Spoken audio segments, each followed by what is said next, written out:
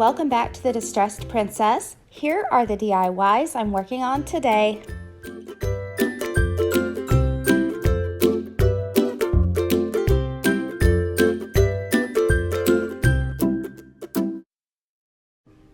I found these really cute socks at the Target dollar spot. They're men's socks. I'm not sure if my husband would wear them. I would wear them. I almost hate to cut them up, but that's exactly what I'm going to do. Anyway, they were $1 per pair. And I'm going to use these candles from the Dollar Tree because they are the perfect size. So if you hadn't pieced it together, I'm going to cover these candles with these socks.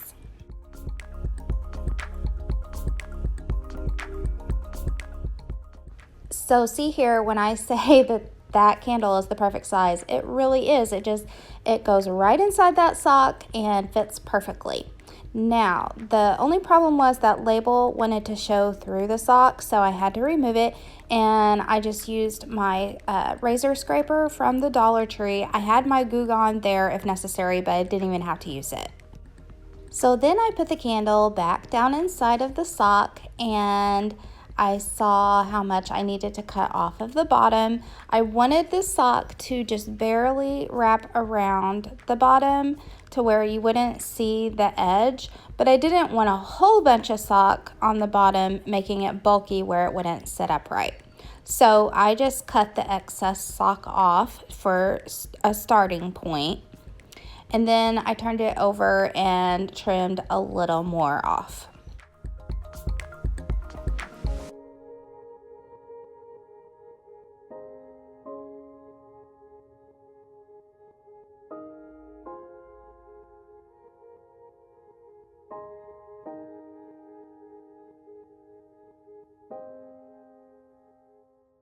You can see here I almost cut it too close on one side, so be careful about that.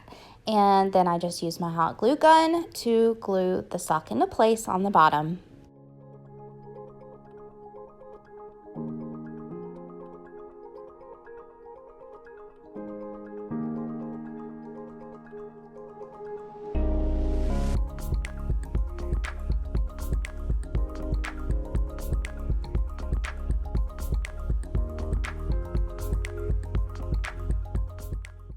Next, I wanted to paint the lid a pretty color and make it all Eastery. And this is a new color for me. It's Plaster by Waverly. You get it at Walmart. It is chalk paint, and it's really creamy and pretty.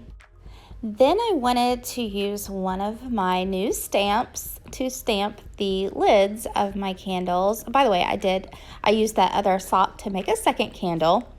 And I'm going to put a bee on one, and I'm going to put this little floral design on the other. I know that these clear bendable stamps like this are meant to go on some sort of a wooden stamper block or something, but I don't have that right now.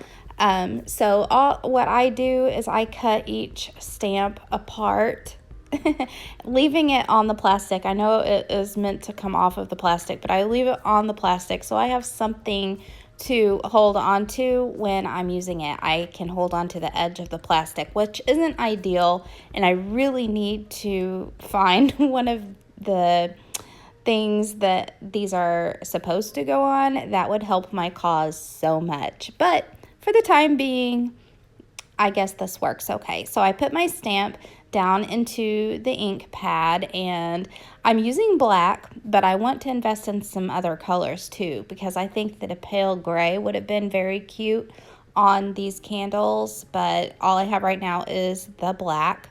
And so I press it down into the ink pad, and I tested it out first, and then I went ahead and stamped it on my lid.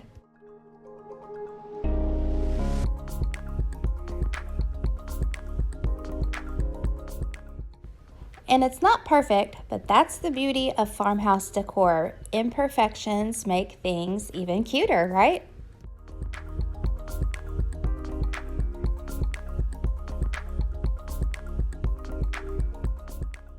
And here are the very cute Easter candles made for only $2 a piece and super cute.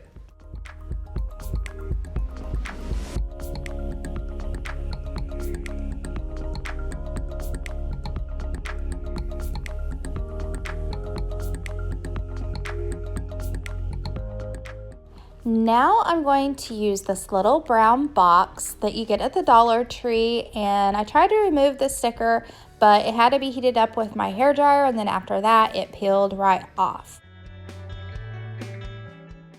Then I wanted to paint the box with my Waverly Plaster chalk paint. Honestly, because at this point I wasn't absolutely sure what I was doing with this box, but I knew that I could decorate it for Easter and make it into something cute. Then I remembered that I had leftover perfectly good sock, and so I put the box inside of the sock.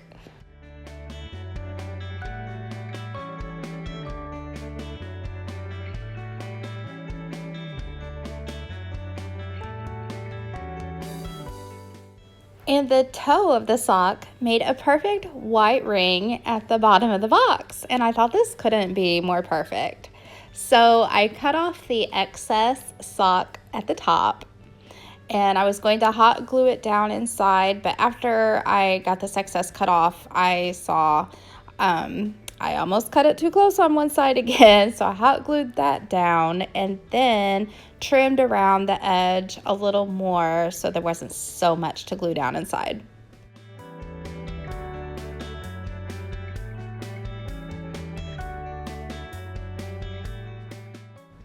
To decorate the lid, I'm using this really pretty jute string ribbon that you get at the Dollar Tree, and they have, I don't know, 3 or 4 different designs. I know I bought at least 3 different rolls, and I'm going to just hot glue it around the edge of the lid.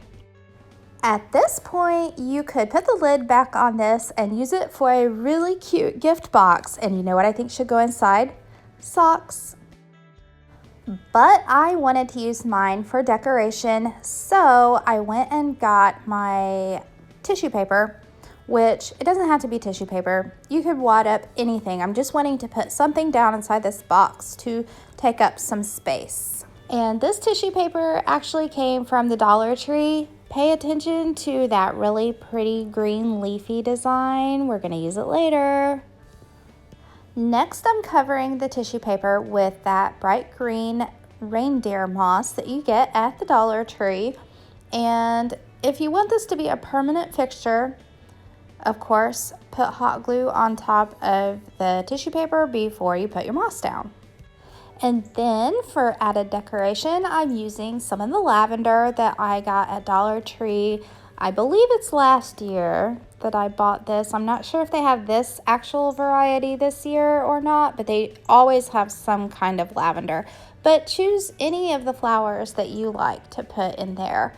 And again, if you want this to be permanent, then I would put hot glue onto the bottoms of the stems and hot glue them into place. But I very rarely with my flower arrangements hot glue things down because I like to repurpose and reuse so often. And then here I'm opening a bag of these really pretty little eggs that I got at a local shop where I live, and I'm going to use them for decoration in the box.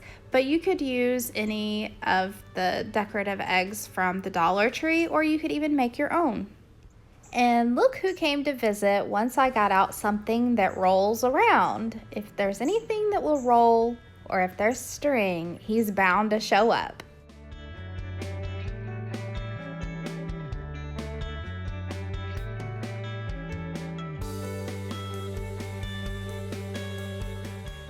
And here is how the little box from the Dollar Tree turned out.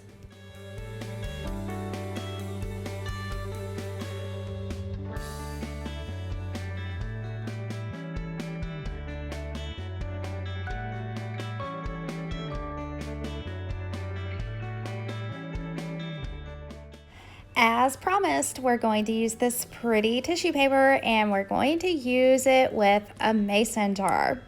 And this is very simple. All I did was cut a piece of the tissue paper that would fit down inside of the mason jar.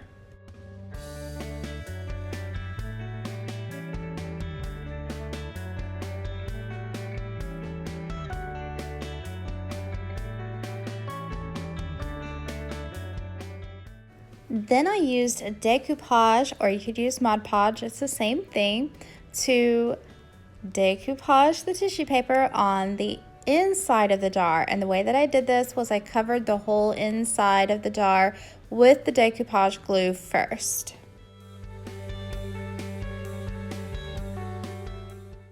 Then I rolled up the tissue paper and put it down inside of the jar, which of course it wanted to stick in some places, but it wasn't that difficult to get it down inside. Then once it got inside, I used my foam brush to push it up against the edges of the jar.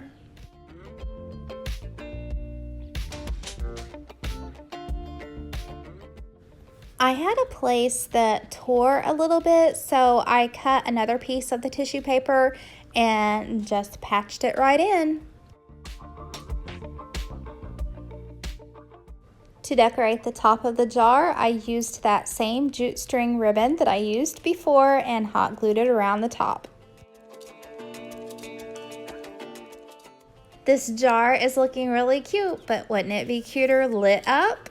Well, I didn't have any regular fairy lights, but the Dollar Tree is carrying these green leafy lights. Isn't that adorable? Then I arranged the lights round and round inside the jar, and the leafy part goes in first and leaving the battery pack part on the outside.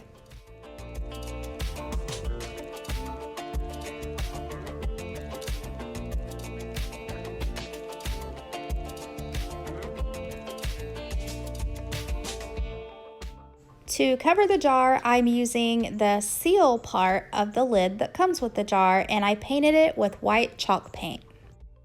And today I'm trying this glue 9001 because it says that it will glue metal to glass. So that's what I'm using to glue the seal part of the lid onto the top of the jar. And the wire that's left hanging out for the battery pack is so thin that it doesn't even make a bump. It doesn't make any difference at all, so the lid goes on just fine. And here she is, all lit up and ready to be cute in your house.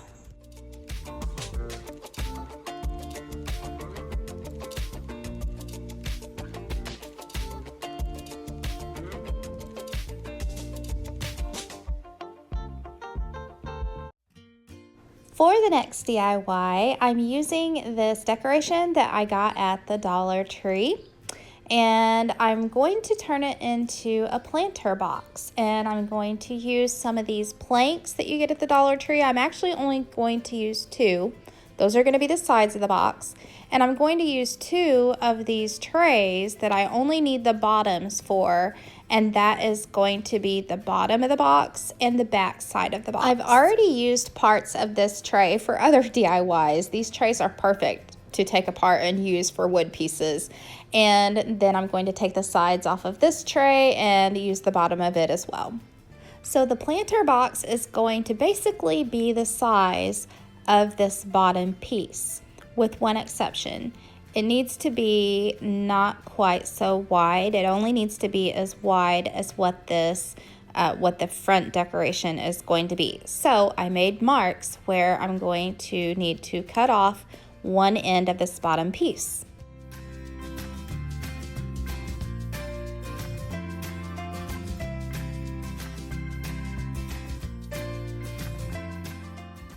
This wood is so thin that you could probably use a pair of scissors to cut it, but I didn't want to sacrifice my scissors that way.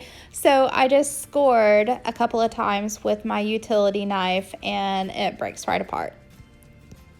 So the two planks are going to be the sides of the box, and these planks come in a whole package. It's $1 for a whole package of these. I'm not sure how many come in a package, but I've already used several in different DIYs, and I had 3 left.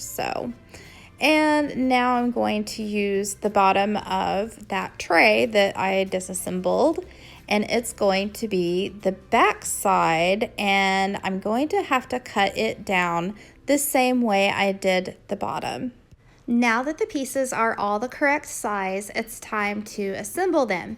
Now, don't worry if your planter box is a little unsquare, we'll call it, because we're kind of going by the front decoration piece, and it's, at least the one that I got, is not perfect.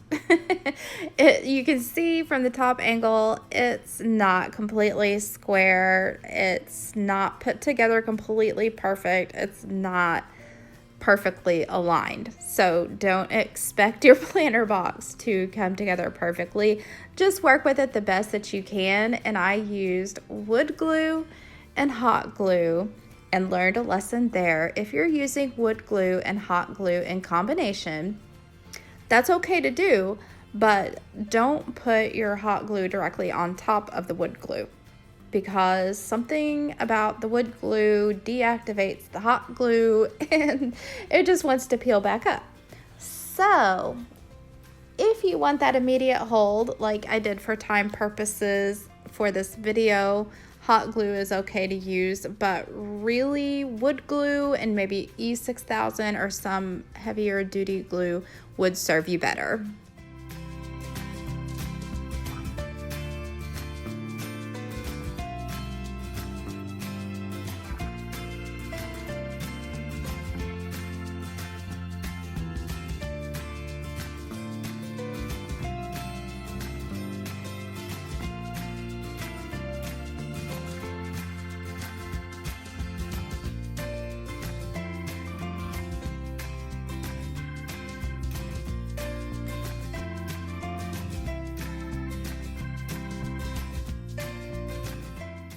So this planter box is held together by hot glue and hope. And I'm going to paint it using that Waverly chalk paint in plaster, and I only used 1 coat.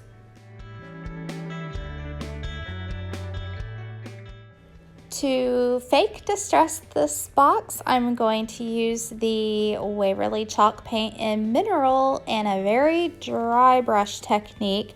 Go around all the edges and sweeping it around those words to make those words pop out, and on all sides of this planter box.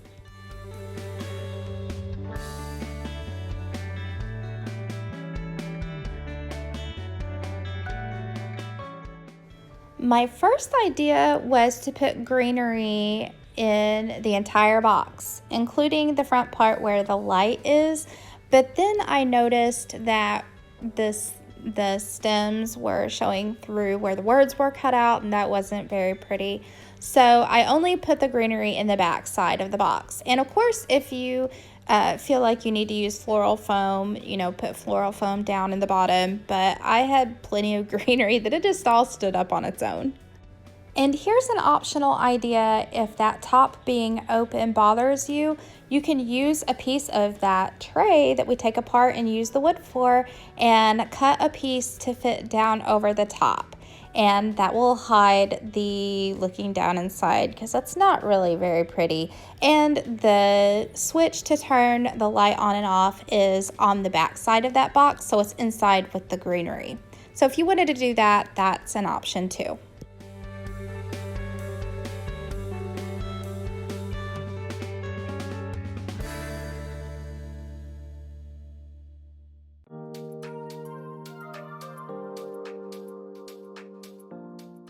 And here's a look back at all the spring and Easter DIYs we did today.